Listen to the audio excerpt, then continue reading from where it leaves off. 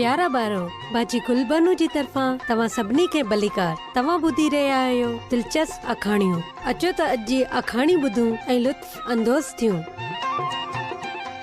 यसू जी पैदाइश जो ऐलान। लूका 1 बाब। खुदा अचे थो। मरकज़ कालीन ते लेटल हो। हिकु दिलचस्प किताब हुनजो ध्यान खे पाण ॾांहुं छिकियो हो। हिन वक़्तु दरवाज़े ते केरु आहे? एलेक्स, ही तूं आहीं? तूं किथां आयो आहीं? तव्हां खे हैरान करण में कामयाब थी वियसि। मरकज़ ख़ामोश हो। हुनजो बहितरीन दोस्त 2 साल अॻु हलियो वियो हो ऐं उन वक़्त खां उन्हनि हिक ॿिए खे न ॾिठो हो। इसराइल में हिकु जवान छोकिरी जे घर अहिड़ो महिमान आयो जंहिंजो हुन सोचियो बना हो। बग़ैर इजाज़त जे ओचितो हू उन छोकिरी जे साम्हूं आयो। हिकु फरिश्तो, खुदा बि ईअं ई आहे। हू ओचितो अचे थो जॾहिं को बि हुनजे अचण जो नथो सोचे। मरियम खे बि हैरानी थी। ड्रिज न मरियम, खुदा तोसां प्यार करे थो। खुदा अचे थो ऐं हुन सां ॻाल्हाए थो ऐं हुन अॼु बि ईअं कयो। हू पंहिंजे कलाम जे ज़रिए असां सां ॻाल्हाए थो। बाइबल मुक़दस जे ज़रिए अक्सर हू मौजज़नि जे ज़रिए ॻाल्हाए थो ऐं ॿियनि माण्हुनि जे ज़रिए बि। जॾहिं बाइबल न हूंदी हुई, हुन अक्सर ख्वाबनि जे ज़रिए ॻाल्हि कई ऐं फरिश्तनि खे माण्हुनि वटि मोकिलियो। मरियम, खुदा तोसां गॾु आहे। तोखे हिकु पुटु ॾींदो। तूं हुन जो नालो यसू रखजांइ।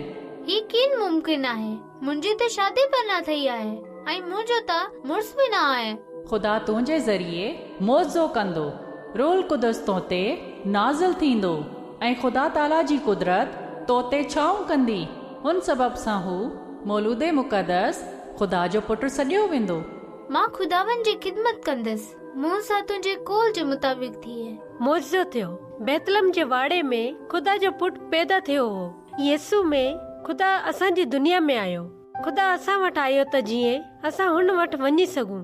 मूं केतिरा ई दफ़ा क्रिसमस मल्हायो आहे, पर ही मौजो मूंखे हमेशा हैरान कंदो रहे थो।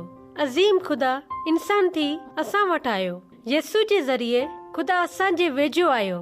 एतिरो वेझो जो माण्हू हुनखे ॾिसी सघनि था ऐं हुनखे हथ हणी सघनि था। उन वक़्तु तराड़ हिन ॻाल्हि सां तमामु ख़ुशि थिया हुआ। खुदा असां वटि अचे थो ऐं यसू में हू तव्हां वटि बि अची सघे थो। छा तव्हां हिन खे पंहिंजी ज़िंदगी में अचण जी दावत ॾियणु पसंदि कंदा? तव्हां ही करे सघो था दुआ घुरी।